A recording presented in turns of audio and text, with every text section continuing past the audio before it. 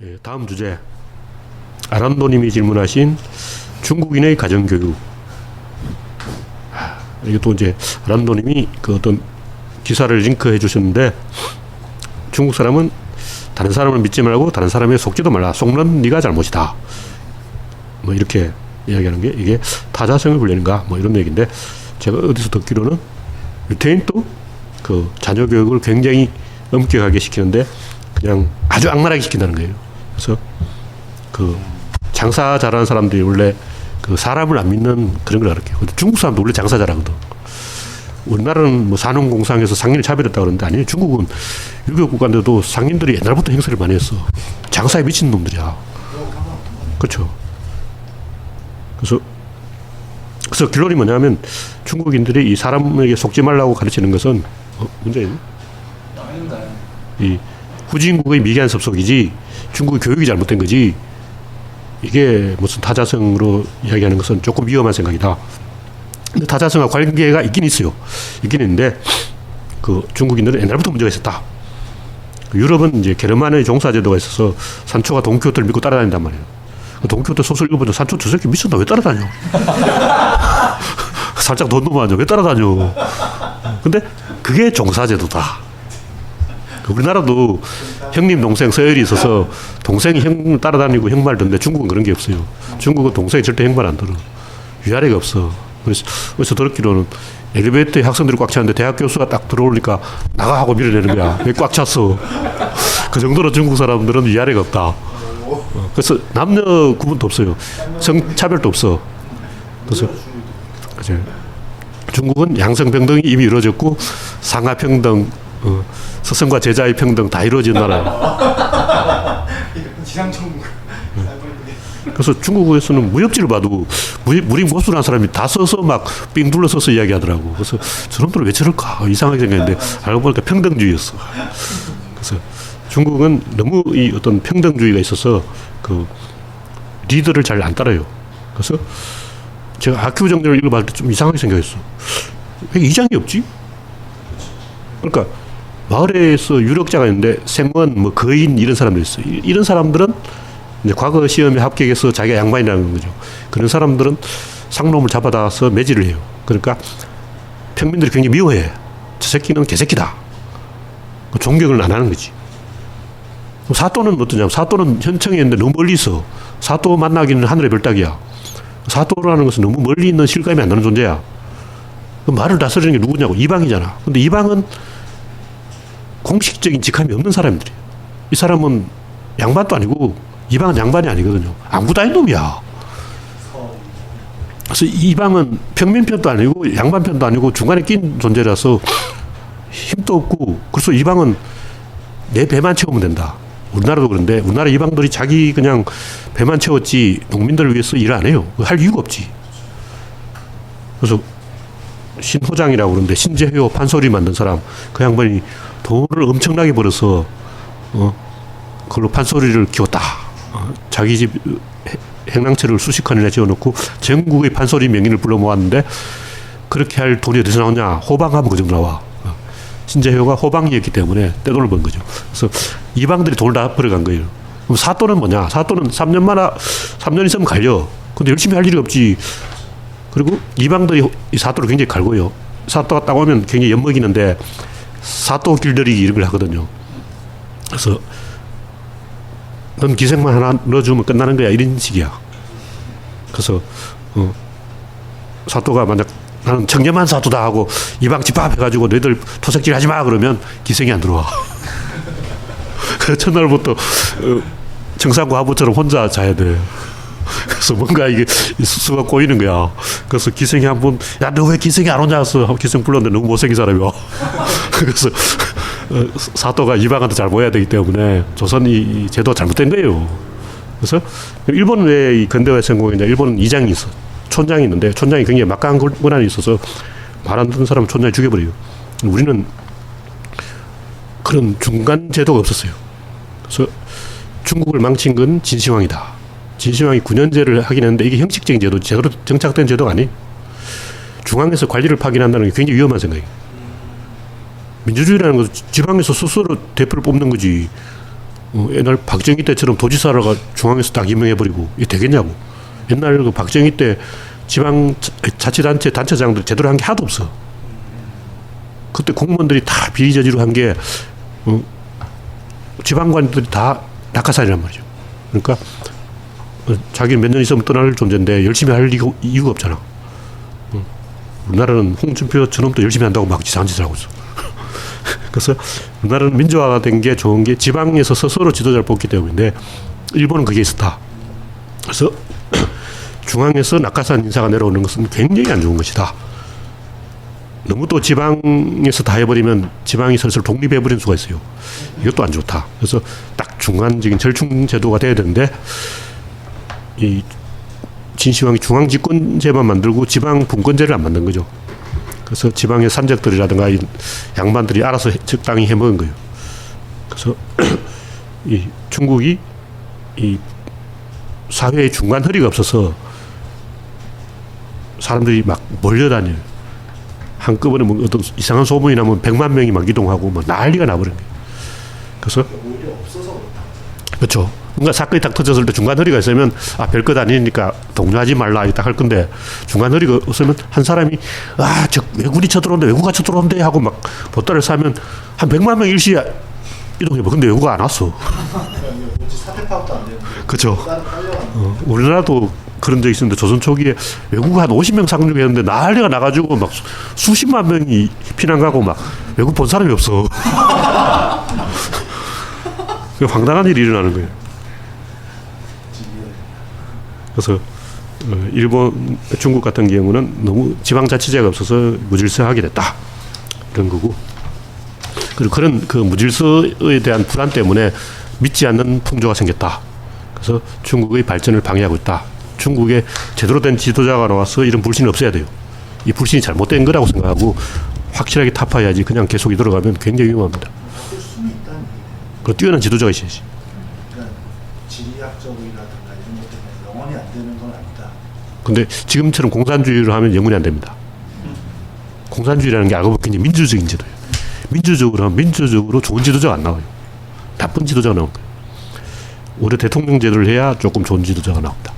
그래서 이 아랍이라든가 좀 안 되는 나라들을 보면 대부분 이런 중간 허리가 없는 경우가 있어요. 아랍에도 뭐 부족자이라든가 이런 게 있긴 있을 텐데 그것이 제대로 중간 허리 역할을 못 하는 거예요. 그래서 이 뭔가 망해 있다. 이렇게 보면 되고.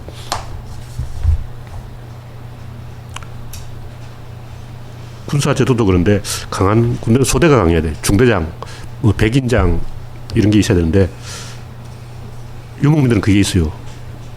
10명, 100명, 1000명, 10,000명 이렇게 조직이 되어 있는데 중국은 그게 잘 안 됐던 것 같아요. 중국도 그게 있긴 있을 건데 제대로 체계화가 안 됐다. 그러니까 장교를 안 키운 거예요. 일본 사무라이라면 태어나서부터 죽을 때까지 칼질만 하는 놈들이야. 근데 중국에는 그런 중간 장교 집단이 없는 것 같아요. 그러니까 죽어보자고 칼질만 연습한 장교 집단이 없고 그냥 사병들을 모아서 급조한 구도로 100만 대군을 만든 거야. 창 한 자루 줘서 100만 대군을 끌고 가니까 전쟁이 되겠냐고. 그래서 중국은 교육이 잘못됐다. 뭐 이런 거고. 그렇죠. 바꿀 수 있는데 뛰어난 지도자가 있어야 된다. 이게 잘못됐다는 걸 이해를 해야 돼. 그게 잘못이 아니고 그게 정상적이라고 생각하면 이제 안 되는 거죠. 그렇죠. 그리고 타자성은 주체성과 정확하게 같은 개념이에요. 이 세상 모두가 타인이라는 얘기는 모든 것을 내가 결정해야 된다는 얘기죠. 누구한테 의사결정을 미루면 안 된다. 내가 결정해야 된다. 뭐 이런 얘기고. 보통 우리가 생각하는 뭐 우월의식, 열등의식, 뭐 성공하려는 야심, 성적표를 올려야 되겠다. 뭐 이런 생각. 이런 것이 다 다른 사람에게 의사결정을 주는 거예요. 그러니까 우병우처럼 굉장히 열심히 하는데 다 남을 위해서 하는 거예요. 다 처가를 위해서 하고 부인을 위해서 일하고 박근혜를 위해서 하고 자기를 위해서 하는 게 아니야. 우병우가 진짜 제대로 된 인간이라면 자기를 위해서 행동해야 되는데 우병우가 굉장히 열심히 하는데 다 처갓집 챙겨주느라고 그렇게 어리석은 짓을 하고 있는 거죠. 그래서 자기 자신에게 충실해야 된다. 근데 인간들이 대부분 보면 열심히 노력하는데 다 남 좋은 일을 하고 있어요. 자기 인격을 닦을 생각을 안 한다는 거죠. 그게 저 같은 경우에 저는 이런 고민을 많이 해봤었는데 과연 이 언어에도 좀 문제가 있는 것 같은데 저는 그게 나를 위한 거라고 생각을 하고 그렇게 하거든요. 근데 어떤 게 진짜 자기를 위한 걸까요? 그러니까 그런 걸 떠나서 중요한 의사결정을 해야 될 때 의사결정을 하면 되는 거예요. 그러려면 어떤 야심이 있어야 되고 목표가 있어야 되는데 그 목표가 굉장히 큰 목표를 해야 된다는 거예요. 그렇죠. 근데 보통 보면 큰 목표가 없어. 그러다 보니까 다른 사람이 자기한테 뭘 원하는지 그걸 파악해서 원하는 걸 하는 거죠. 그래서 집에서 넌 의사가 되어야 돼. 그럼 의사고, 넌 판사가 되어야 돼. 넌 판사가 되고. 넌 나름 커 보이긴 한데 그것도. 근데 그것이 아니라 자기가 진짜 하고 싶었던 걸 신과 1대1이라는 관점에서 해야지 그런 거 없이 다른 사람이 눈치를 보고 하는 건 굉장히 웃긴 거죠. 그리고 중요한 건 의사결정에 있어서 항상 타자성을 훈련해야 돼요. 인생에서 난 사람밖에 없지 다른 사람 신경 쓸 필요가 없다. 평소에 연습해야 되는데 이걸 연습하지 않으면 공황장애가 생긴다. 그 하일성 씨도 그런 이제 사기꾼으로 몰리고 그러면 공황장애가 생겨서 살 수가 없는 거죠. 그래서 주체적인 판단을 해야 된다. 중국인들의 행동은 나와 타자 사이에 장벽을 쌓는 거지. 그래서 의사결정이 어렵게 만드는 거죠. 그래서 쉬운 걸 괜히 어렵게 복잡하게 장벽을 만드는 거죠. 근데 그 장벽 안으로 들어가면 또 일이 굉장히 쉬워져요. 어느 나라 보면 그런 장벽이 있어서 이 장벽 안으로 싹 들어가기만 하면 굉장히 쉽다. 중국하고 사업할 때는 중국 사람 절대로 한국을 안 믿으니까 일단 신뢰를 얻어야 돼요. 그리고 중국 사람이 나를 믿는 척 하면 지금 테스트 하는구나. 그래서 중국이 날 믿었어 하고 생각하는 순간 망하는 거죠. 중국 사람은 아직도 안 믿고 있다. 그걸 딱 생각하면 됩니다. 안 믿는 게 어떻게 사업을 하죠? 그래서 테스트 하는 거죠. 테스트. 근데 계속 테스트만 하면은 20년만 테스트하면 돼. 지구에 사업할 때는 한 30년짜리 프로젝트를 들고 가요. 꼭 그런 건 아니고 중국인들도 이제 엘리트가 있으니까 똑똑한 사람들은 잘하겠죠. 이제 기본적으로 그렇다는 거지. 보통 보면 그런 식으로 중국인 욕하는 사람들이 대부분 보면 중국인들을 속여 먹으려고 사기치다가 실패한 사람들이에요. 그래서 제대로 된 사람은 그런 얘기 안 해요.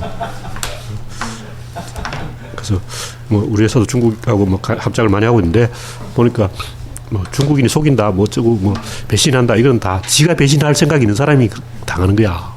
중국인한테 그게 들킨 거야. 그래서, 중국인을 적당히 이용해먹고 배신할 생각을 갖고 있는 사람은 반드시 배신당한다. 굉장히 중요한 말씀. 그렇죠. 예. 그러니까 중국인도 신뢰를 중요시하기 때문에 신뢰를 얻으면 되는 거예요. 근데 우리는 이제 계약서만 잘 쓰면 된다고 생각하는데 그게 아니라는 거죠. 그 위에 또 신뢰가 있어야 된다. 그래서 의사결정의 만리장성을 쌓으면 의사결정을 못하고 망한다는 거죠. 만리장성을 쌓지 말라.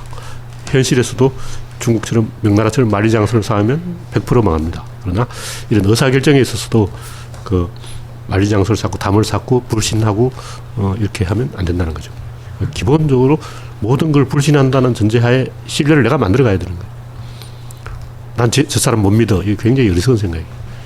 원래 세상 아무것도 믿는 거 없는데 뭘 저 사람 못 믿냐고. 다 믿지. 다 믿는다고 생각하면 모든 걸 믿을 수 있다.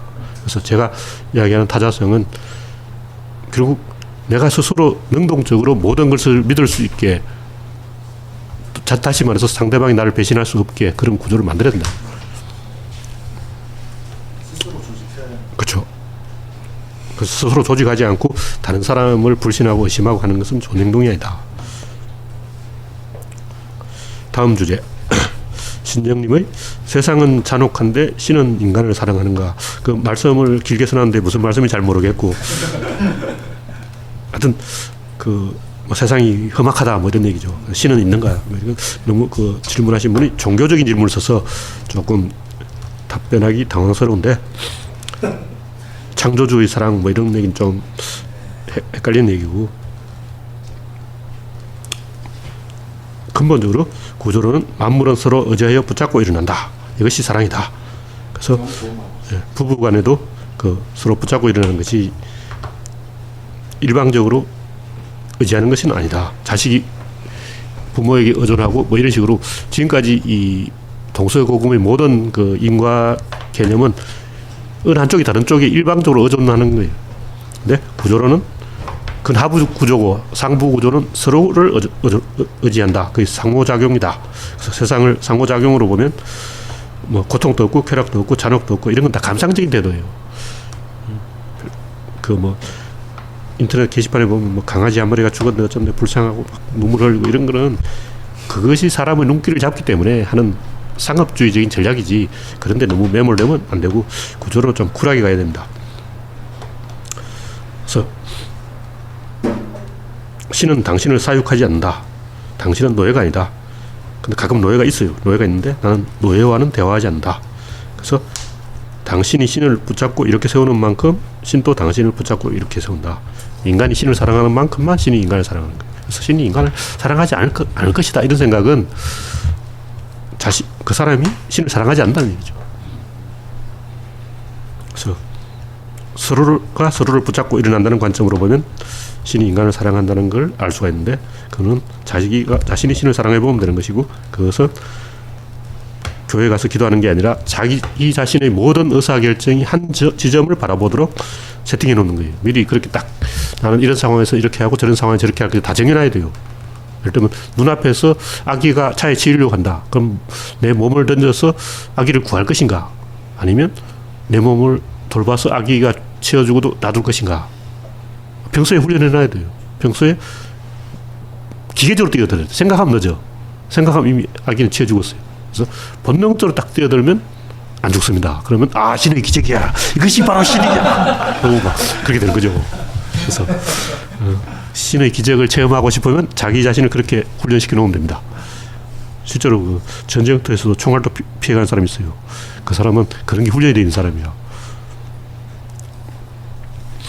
이 정도로 하고 다음 주제 시스테마님의 경제란 무엇인가? 이것도 굉장히 중요한 건데 세상은 그 효율에 의해서 작동되는 것이다. 이거 맞는 말이면서 좀 틀린 말이에요. 효율에 의해서 작동되는 건 맞죠.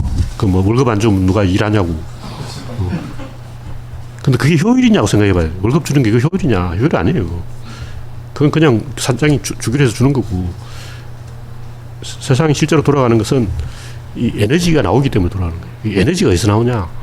불균형을 균일화하려고 하는 거기서 에너지가 나오는 거예요. 그게 뭐냐? 상호작용이라는 거예요. 그 상호작용이라는 게 뭐냐?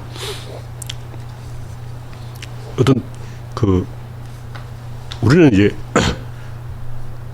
아담 스미스의 뭐 어쩌고저쩌고 뭐 그래서 이윤 동기 뭐 어쩌고저쩌고 뭐 어쩌고 해서 그 효율에 의해서 사회가 돌아간다고 생각하고 있지만 구조론으로 보면 그 상호작용 이론이 이 세상의 모든 원리다. 그게 뭐냐면 항상 이야기하는 권. 앞선 구조가 앞선 단계가 다음 단계를 지배한 논리가 권인데 이 권에 의해서 권리에 의해서 권력에 의해서 세상이 돌아가는 거예요. 그게 뭐냐면 어떤 둘이 딱 대등해야만 이게 돌아가게 돼 있어요. 그래서 일단 삼성이 왜 발전했냐? 원래 LG가 더 잘 나갔어요. LG가 TV를 먼저 만들었잖아. LG는 막 전 세계 칼라 TV를 수출하고 있는데 삼성은 설탕 장사하고 있었다고. 그래서 내가 LG 저 구시 집안에 질 수 없다. 우리 이시 집안이 어떤 집안인데 구시한테 밀리냐. 그래서 대등하려고 하는 이런 어떤 본능적인 어떤 복원력. 항상 구조에는 복원력이 있습니다. 어떤 균형이 있는데 균형이 딱 기울어지면 저절로 반대쪽으로 가버려요. 자전거를 타보면 알아. 자전거의 속도를 올리면 기울려고 해도 다 써버려요. 이 복원력에 의해서 세상이 돌아간다는 거죠. 부부간에도 그런 복원력이 있어서 부부간의 균형이 한쪽으로 기울면 가정이 깨져요. 이혼을 하든가 아니면 복원하든가 이런 그 복원력에 의해서 세상 모든 것이 돌아가는데 노동자와 사용자 간의 어떤 복원력. 그래서 우리가 생각하면 노동자들이 열심히 회사를 위해서 충성하면 회사가 잘 되겠지. 그렇다 망한 게 일본 기업 아니야. 그래서 노동자가 파업을 하고 좀 회사를 괴롭혀야 복원력에 의해서 더 발전한다는 거지. 서로가 서로를 좀 괴롭혀야 돼. 그래서 대통령을 괴롭혀야 되는데 13세들이 대통령을 안 괴롭히니까 나라가 지금 망하고 있는 거예요. 계속 괴롭혀서 일을 하게 만들어야 돼. 그래서 구조론도 좀 괴롭혀야 돼. 500방씩 내려야 돼. 이 사람들을 이 전방위적으로 괴롭혀야 되는데 그런 괴롭히는 원리가 세상 돌아가는 기본 원리예요. 그래서 가만 보면 모든 것이 서로를 괴롭히게 돼 있어요. 그런 괴롭히는 제도 중에 하나가 특허 제도인데 우리는 특허 제도라고 하면 발명한 사람한테 대가를 주는 제도라고 생각하는데 그게 아니야. 발명한 사람이 그 발명을 뺏어버린 제도예요. 대신 한 5년간 장사에 먹고 떨어져라 이런 거예요. 우리 특허를 오해하고 있는데 특허는 원래 그 기술을 독점하지 말고 개방하라. 그래서 사실은 삼성이 애플 기술을 다 뺏긴 거 아니야. 그게 무슨 특허냐고. 그래서 우리가 삼성과 지금 애플이 재판하고 있는데 가보면 특허라는 본질은 삼성에 유리하게 돼 있어요. 그리고 아까 얘기했듯이 보건력의 작동, 둘이서 경쟁을 해야 자본주의 전체가 발전한다는 거죠. 다시 말해서 애플이 독점하면 자본주의가 망해요.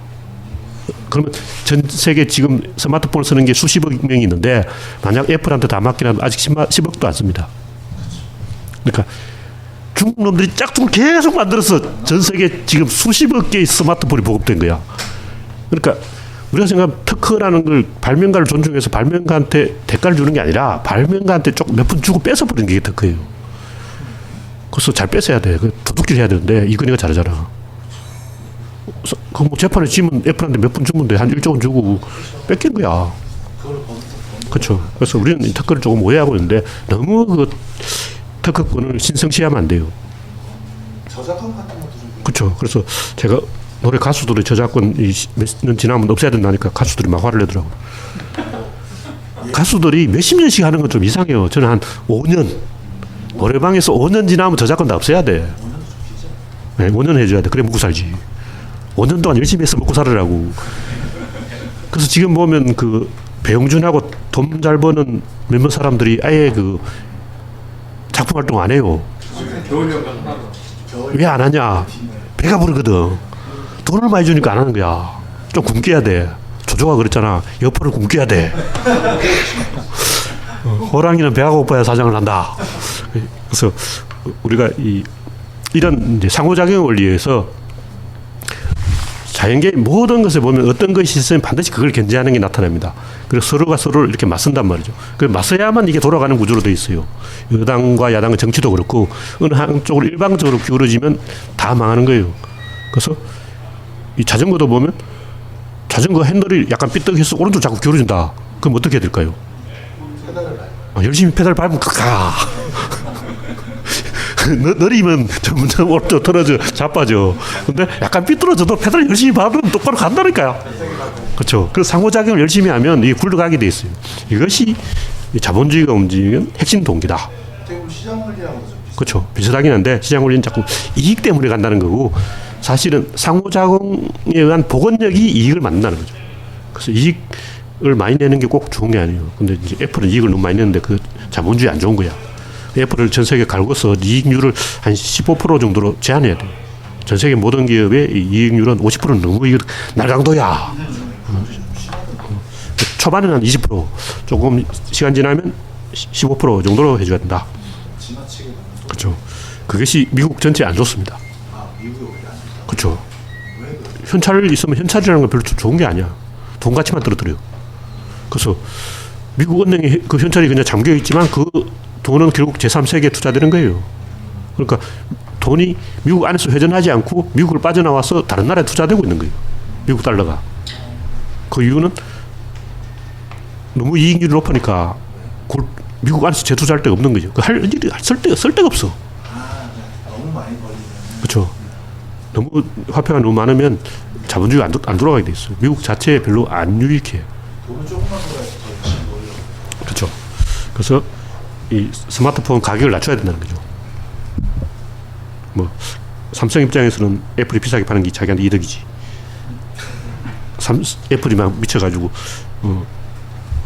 그 아이폰 가격을 30만 이렇게 봐. 걔들끼리 망하는 거지. 애플이 한국을 도와주고 있는 거야. 이유는 잘 모르지만 팀쿡이 좋은 사람이야. 내가 그 애플 사장이다. 내 맘대로 한다. 반값을 덤핑해서 삼성을 조져버리지. 애플은 그런 힘이 있다는 거죠. 삼성은 그 전략 못 쓰잖아요. 삼성은 이제 2등 기업이라서 안 되고 1등 기업은 그것이 가능한데 그것이 현찰을 쌓아놓는 게 미국 경제에 별로 도움이 안 된다는 얘기도. 그래서 상호작용을 많이 해야 돼. 그러니까 어떤 기업이 떠서 애플을 견제해야 된다는 거죠. 그래서 항상 견제하는 기업이 있어야 되고 독점하면 망하는 거죠. 빌 게이츠는 독점해가지고 빌 게이츠 MS도 안 좋고 MS 제품을 쓰는 전 세계 모든 기업도 안 좋고 다 안 좋은 거예요. MS가 너무 많은 돈을 가져가. 요즘 어떤지 모르는데 옛날에 회사에 신입사원 한 명이 들어오면 빌 게이츠가 40만씩 뜯어가는 거예요. 너 한 명 채용해서 40만 내놔. 너 채용했지? 너 40만 내놔. 막 이런 거야. 그것도 안철수도 막 뜯어갔어. 다 뜯어가려고 이것들이. 아무도 안 하고 그냥 뜯어가는 거야. 왜 시장에서 그렇게 독점 기업이 나타나는 거야? 그 시장 어떤 밸런스 원리를 보면은 자동으로 견제하는 게 세력이 생겨야 될 것 같아요. 그렇죠. 근데 이 그런 문제는 표준을 하는 게 전체적으로 이득이니까. 일단 OS가 한 100가지 된다. 이게 머리 아픈 거야. 어떤 제품을 개발하면 100개의 OS에 맞추어서 100개의 프로그래머를 OS 오리님 머리가 빠지게 해야 되는 거죠. 그 오리님이 아직 머리가 안 빠진 것은 빌 게이츠 때문이야. 그래서 빌 게이츠 덕분에 오리님이 먹고 살잖아. 그래서 다. 보면은 마이크로소프트 쪽 프로그램 하나, 리눅스 쪽 하나, 그리고 또 애플 쪽 하나, 딱 세 가지만 모든 게임들을 보면 다 그렇게 발명하더라고요. 세 개도 벅찬 거지. 그래서 하여튼 뭐 구조적으로 그렇게 돼버린 거고, 어쨌든 모든 것은 서로 맞서는 원리에 의해서 밸런스가 회복되는 도골력에 의해서 원위치가 되게 되어 있고, 이것이 자본주의를 움직이는 근본적인 힘이다. 거기에서 익명을 하고 이익이 나온다. 이렇게 말씀드리겠습니다. 그래서 그 경제가 발전하려면 약점이 있어야 돼요. 항상 일부러 자기 약점을 보여주고 내 약점 잡아봐라 그래서 약점 잡고 서로 코가 끼어서 서로 괴롭히는 데서 경제가 발전한 거예요. 그래서 유럽이 발전한 게 뭐냐면 영국이 러시아의 약점을 잡았어. 그래서 러시아의 항구를 봉쇄해버린 거야. 그래서 러시아를 300년간 괴롭혀서 그 덕분에 유럽이 발전했다. 그래서 중국도 지금 너무 세지면 안 되고 미국도 너무 세지면 안 되는 거죠. 전 세계가 단결해서 미국의 약점을 잡아야 돼. 그리고 중국도 약점을 잡아야 돼. 근데 지금 보면 아베 놈이 미국에 충성할 생각만 하지 미국의 약점 잡을 생각 안 하잖아. 그래서 필리핀에 두테르테 그 아저씨가 용감한 아저씨야. 오바마한테 막 개기고 와, 씨, 그 아저씨 용감해 상 줘야 돼. 저 정도까지 까지 않으셨어요? 그렇죠. 근데 두테르테하고 김정은 두 명밖에 없어. 오바마한테 개긴 사람이. 터키의 에도르당 에르도안 아까 아저씨 또. IS 같은 경우 그래서 이 서로 약점을 잡고 서로 의존해야 세계가 돌아가지 일방 독주하면 세계가 망한다는 거죠. 그래서 일부러 자기 약점을 좀 내줘야 돼요. 그래서 노무현 대통령이 난 좀 바보다 이래서 이제 약점 있는 척 했잖아요. 김정삼은 원래 바보라서 그게 약점이었어요. 김정삼은 약점 덩풀했던 거고 노무현 대통령은 뭐 꼴통 노짱 이래가지고 바보인 척 했었던 거죠. 바보 노무현. 일부러 약점을 만들어 보여줄 거예요. 원래 노무현은 바보가 아닌데 약점이 있어야 되기 때문에.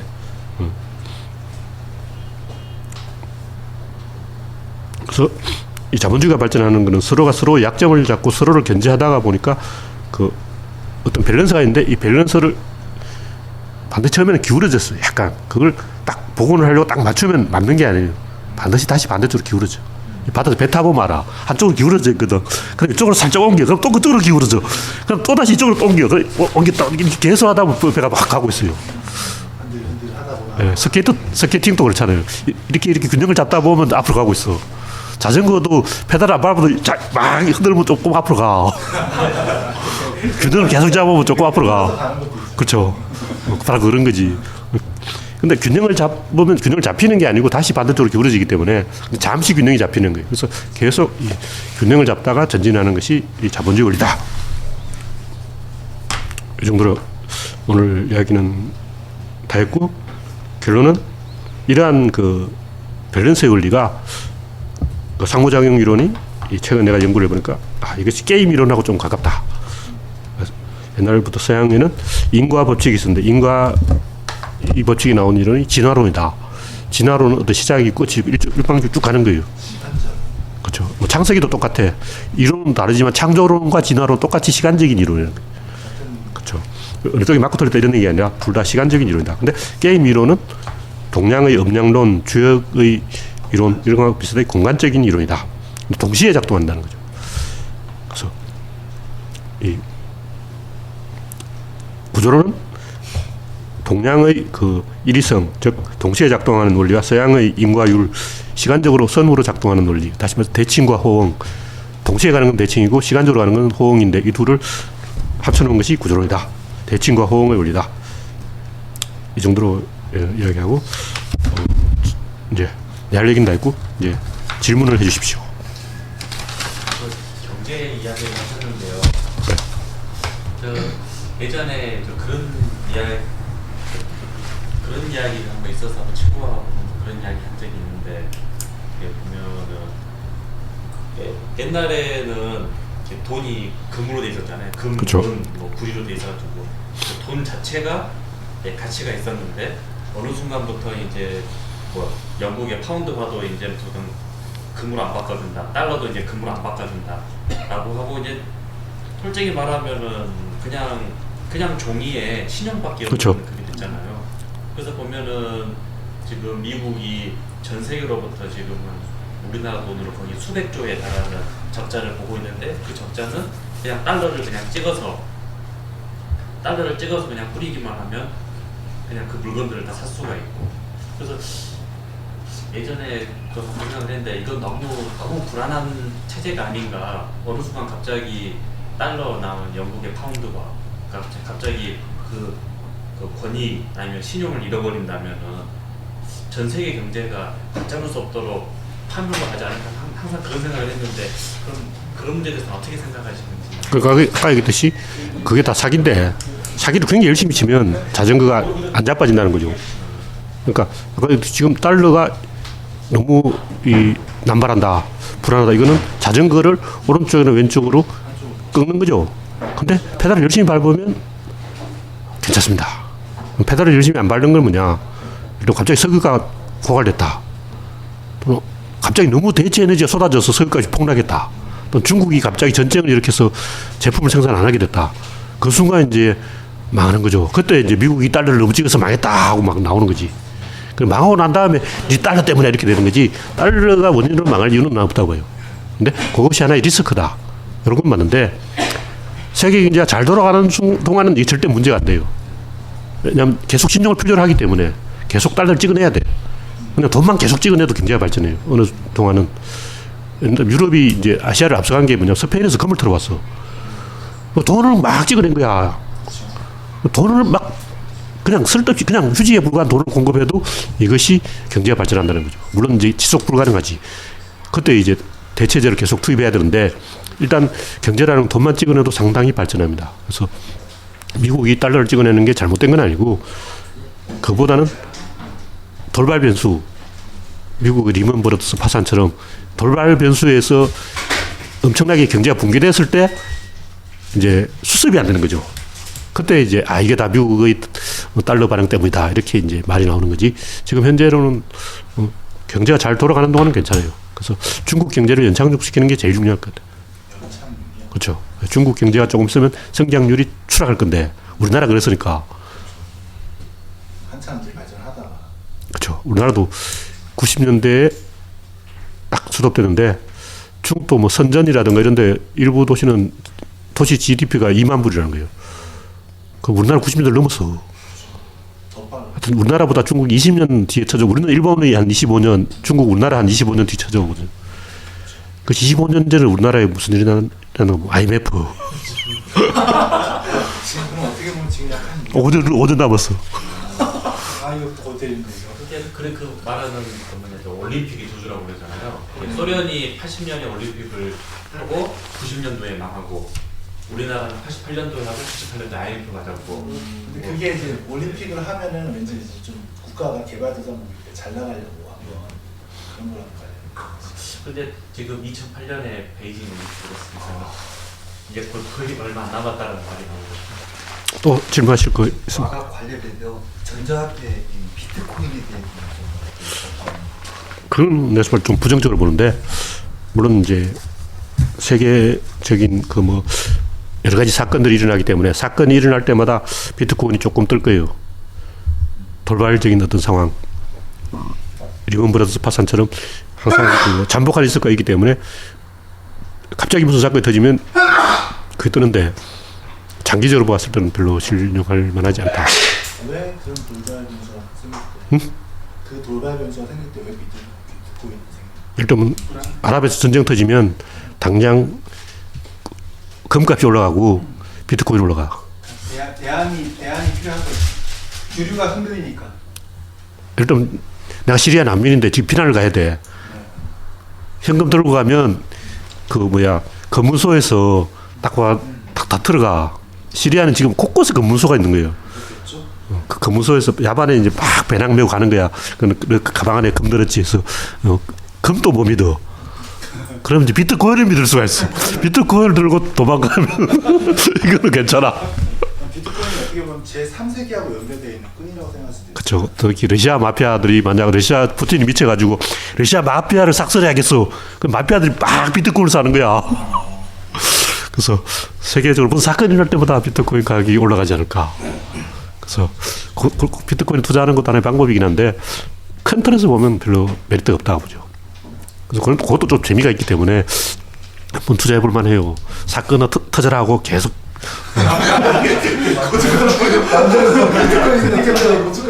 푸틴한테 계속 편지를 보내가지고 마피아를 죽여야 됩니다 하고 막 쓰는 거야. 그럼 푸틴이 미쳐가지고 마피아를 죽이자 그러면 이제 마피아들이 비트코인을 사는 거지. 그러면은 비트코인이 지금 안 되는 이유가 뭐 달러나 뭐 유로, 파운드화, 뭐 엔화나 뭐 이런 지금 안정적인 화폐가 있기 때문에 그걸 대처제가 필요 없다라는 그런 그렇죠. 말씀이신 건가요? 그런 것도 있고 그 비트코인 싫어하는 사람이 또 많아. 그것도 있고 해킹하려는 놈도 많고. 그래서 비트코인 적이는 많아. 적이는 많아서 그건 안 돼요. 네, 또 질문하실까요? 불균일에 대해서 질문드리고 네. 싶은데요. 제가 이해하기로 모든 구조는 에너지에 의해서 그쵸. 작동하고 있는데요. 기업에 있어서 에너지는 소비자잖아요. 그러면은 소비자라는 에너지는 어떤 불균일에 의해서 생성이 되는 건지. 그건 인간의 욕망이죠. 어떤 사람이 굉장히 비싼 옷을 입겠다. 그럼 나도 저 비싼 옷을 입고 싶다. 그럼 화가 나 있잖아. 그것이 불균일이라는 거죠. 권위라는 단어로 또 이해해도 될까요? 그러니까 이제 먼저 그 옷을 입은 사람이 권위 있는 거예요. 차별을 만들어내는 거지. 그 사람이 자기가 원하는 쪽으로 심지어 주가 조작도 할 수 있어. 일단 내가 A 회사 주식을 딱 사놓고 그 회사 옷을 입는 거야. 어떻게 보면은 그런 기업 그 어떤 경제의 추동 원리 중에 하나는 그 스타나 예술가들이 하는 것이라고 그렇죠? 생각할 수도 있겠네요. 답변이 됐습니까? 하여튼 인간의 욕망이 모든 불균일의 근본적인 원인이다. 그리고 그 욕망도 사실은 인간의 어떤 사회의 구조에서 나오는 거예요. 집단이 있고 문화가 있기 때문에 욕망이 있는 건데 원래 인간 욕망 없어. 원시인들, 부족민들 욕망 없다고. 근데 사회가 생겨서 나 형님이 하고 계속 갈고서 욕망을 만들어내는 거예요. 그래서 일본 사람들보다 한국 사람들 욕망이 많은 것 같아. 일본 사람들은 나 일본인이라서 너무 좋아 그러고 막 한국인들은 헬조선하고 막 한국 사람의 욕망이 더 크다는 거지. 더 불균이라는 거, 더 화가 나 있어. 근데 예전에 좀 그런 생각을 했었거든요. 일본처럼 그냥 선진국이 되면 어느 정도 다 일본처럼 되는 거 아닌가라는 생각 좀 했었어요. 조금 그렇게 되죠. 우리나라도 좀 그렇게 되는데 중국 부자들 때문에 또 열등감 느끼고 또 한국 사람 또 일할 것 같아요. 중국 부자 장난 아니야. 그래서 계속 뭔가 이 균형을 맞추려고 하는데 밑에 있는 사람이 따라오면 위에 있는 사람 또 도망가. 계속 이렇게 욕망의 불균일에 의해서. 근데 지금까지 그냥 욕망이라고 했지 그것이 어떤 불균일이라고 얘기는 하는 거지. 그게 좀 의사결정권의 불균일인 거지 욕망이. 어떤 사람은 돈 있으니까 더 권력이 있고 어떤 사람은 돈 없으니까 권력이 없잖아. 그래서 욕망의 불균일에 의해서 자본주의가 작동하고 있다. 또 질문하실 분. 좀 지나간 건데 아까 통화 수학 같은 경우도 돈을 찍어내는 거하고 좀 비슷한 네? 통화 수학 그렇죠. 좀 비슷하다고 예, 근데 지금 한일 간에 또 통화 수화파를 한다 그러는데 그 왜 하는지 잘 모르겠어요. 지금 달러가 필요한 건 일본인데 한국한테 달러가 필요한 게 일본한 달러가 필요하거든. 일본이 지금 엄청난 재정 적자로 좀 경제가 무너질 판인데 한국한테 돈 빌려 달라고 그러는데 한국은 속아서 거꾸로 생각하는 것 같아. 우리가 약자라고 생각해. 일본이 서화퍼를 액을 하면 받아들여 주겠다 이렇게 해야 되는데 일본이 반대로 이야기하더라고. 한국이 요청하면 서화퍼를 해주겠다. 이게 일본의 공식 발표야. 왜 한국이 요청이라고 그러나? 제안이라. 원래 제안이거든요. 원래 한국에서 제안하면 스와프를 받겠다 그래야 되는데 일본의 재무상인지 무슨 담당 관리가 한국이 요청하면 요청 무슨 요청이야. 우리는 반대로 돼. 일본이 액을 하면 마지 못해서 동아 스와프를 해주겠다 이렇게 해야지. 그렇죠. 우리는 달러가 많아. 일본은 재정 적자 때문에 일본도 스와프를 해서 일단 장부상으로 확보해놔야 돼요. 그리고 돈이라는 건 많이 있어도 항상 어디 잠겨있기 때문에 뭔가 사건이 터지면 긴급하게 동원할 수 있는 화폐가 있어야 된다는 거죠. 또 질문하실 분? 질문하실 거 없으면 제가 마지막으로 이제 잠시 덧붙일 거. 오늘 갑자기 쓴 거라서 다르다는 맞고 틀리다는 틀리다. 이것도 아는 척하는 사람들이 많이 이야기하는 건데 그게 말이 맞을 때도 있어요. 맞을 때도 있는데 우리가 틀리다고 할 때 보통 보면 강조하기 위한 거예요. 그래서 틀리다는 것은 불일치를 나타내는 건데 그 시험을 계속 치다 보니까 틀리다 하면 답이 틀렸구나 이렇게 생각. 틀린 건 나쁜 거라고 생각하는 거예요. 근데 틀린 건 나쁜 게 아니고 틀린 거는 좋은 걸 수도 있고 나쁜 걸 수도 있고 이것도 가치 중립이라는 거죠. 근데 틀리다는 말을 차별하는 때 많이 써요. 그래서 차별하지 말자. 인종주의 반대. 저희는 차별하잖아요.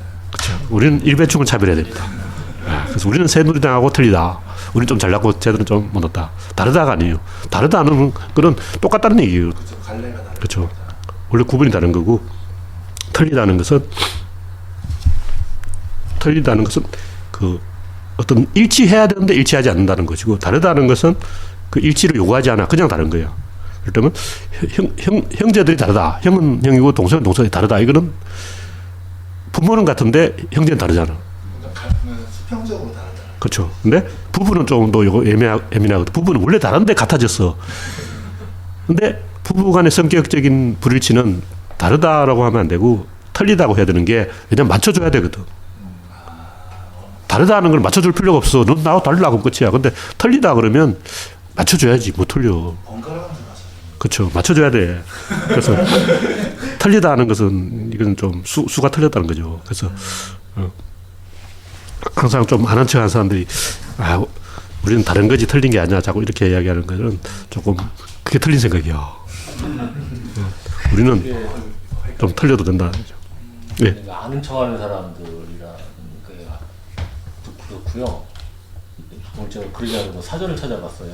과거 네이버 국어 사전을 찾아보니까 틀리다가 다르다의 비표준어 이렇게 돼 있더라고요. 네? 그러니까 틀리다라는 다르다의 비표준어. 그렇게 써 있어요 보니까. 그러니까 틀리다를 아예 그냥 지금 대놓고 국어 사전에서는 틀린 걸로. 그럼 시험 문제 다 지금 틀린 거 다 맞다 해주더라. 근데 그게 이제 그러니까 국립어학원 뭐 국어 사전은 뭐 그것까지 뭐 있는 점인지는 모르겠고 못 근데 찾아봤는데 어쨌건 지금은 일단 표준어로 틀리다라는 것은 이제 틀린 걸로 돼 있어요. 그리고 이게 지금 우리 식자층들 뭐 저쪽 무식한 새누리당 애들은 지금 잘 모르겠고 그래도 좀 우리 좀 똑똑하다고 우리 이 팟캐스트를 중심으로 해가지고 여기서 이제 틀리다라고 말하면 굉장히 욕먹어요. 지금 그런 그러니까 거의 완전 지배적으로 그렇게 돼버렸는데 근데 오늘 그 말씀을 들어보니까 이게 좀 굉장히 그 약간의 심각한 문제더라고요. 그렇죠. 예.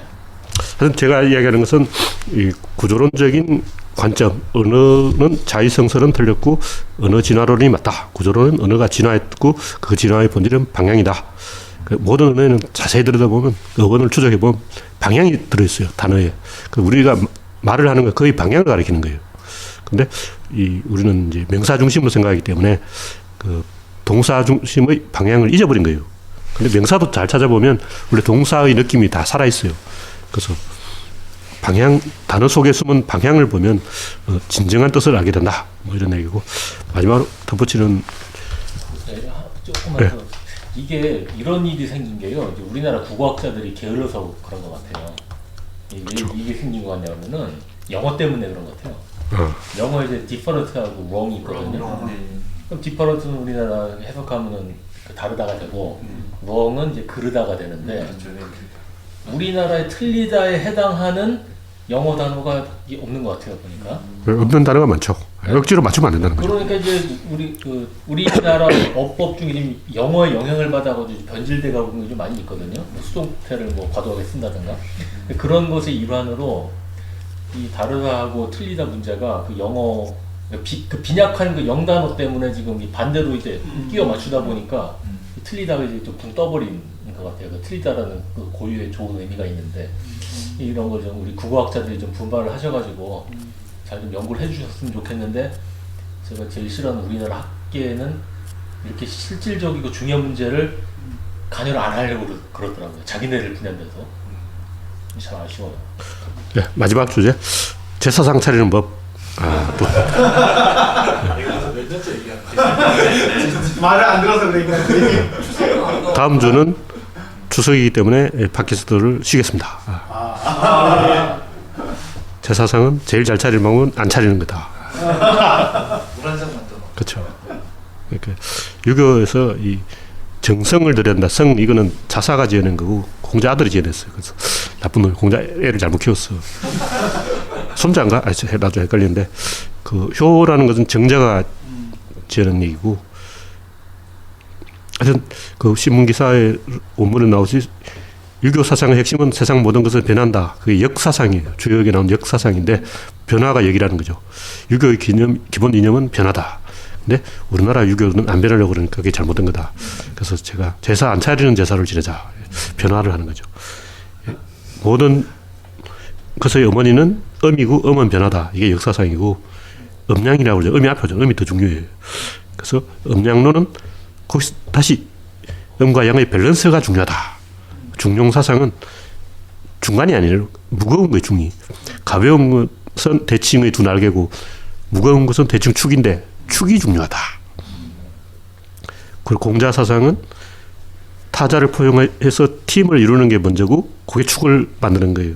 그 다음에 예의를 차리는 것은 그 다음이다. 예의로 개인의 가치를 능력을 평가하는 것이고 그런 가치를 만들어내는 것은 인인데 인은 그 팀을 이루는 것이고 그것이 무거움이라는 거죠. 그래서 무거움에서 가벼움으로 가는 거예요. 그 예의를 지키는 것은 가벼운 거예요. 사실은 무거움이 중요한 거예요. 그것이 타인을 포용하는 것이다. 그래서 이런 공자 가르침을 딱 읽어보면 제사 안 지내도 돼. 다 사면 돼. 공자 사상의 핵심을 아는 게 중요하지 제사를 왜 지내냐고. 제사를 지내는 거는 도교야. 도교는 무덤을 잘 써야 된다. 제사를 지내는 그 무덤 쓰는 것을 같이 섞어버리는 거죠. 그래서 조선시대 후기에는 전 국민이 무덤 서기에 막 목숨 걸었어. 그래서 옛날에 내가 조선시대에 막 그 사또들이 재판한 걸 이런 거 좀 읽어봤거든요. 조사해보니까 조선시대 무슨 양반이 나쁜 짓을 하고 못된 짓을 하고 저 쳐죽일 양반하고 가보니까 무덤자리 뺏었네. 그러니까 우리가 생각하기에는 막 양반이 상놈들을 약탈하고 막 강간을 저지르고 폭력을 하고 살인하고 이런 나쁜 짓을 한 줄 알았는데 거의 대부분 소송, 송사, 분쟁 이게 다 무덤자리. 맨날 무덤자리 가지고 치고받고 싸우는 그 얘기 들으니까 조선시대는 태평성대네. 얼마나 싸웠겠어. 무덤자리 싸우냐고. 싸울 거 찾아봐 막 이래. 싸울 거 얼마나 많냐고. 근데 왜 무덤 가지고 싸우냐고. 내 무덤자리 줄게 다 양보해. 다 가져가, 다 가져가. 무덤에 자꾸 신경 쓰다 보니까 제사도 막 그 목숨 걸게 된 거라고. 그래서 저는 이게 유교 사상이 아니고 도교 사상이다. 그 풍수지리 사상이다. 그러므로 유교는 차 한 잔만 지내면 차례다. 간단하게 지내자. 원래 공자가 그렇게 제사를 대단하게 지내지 말라고 막 그런 공자 당시에도 이미 막 난리쳐서 제자들이 말 안 들었다고. 공자 자체가 원래 그 제사 그런. 그렇죠. 자기 직업이 그거라서 또 없을 수도 없지. 딜레마지. 근데 하여튼 공자는 뭐든지 예를 하는 것은 그 윗세를 부리면 안 된다. 다른 사람에게 과시하려고 예를 하면 안 된다. 이게 공자 사상의 핵심이에요. 이상.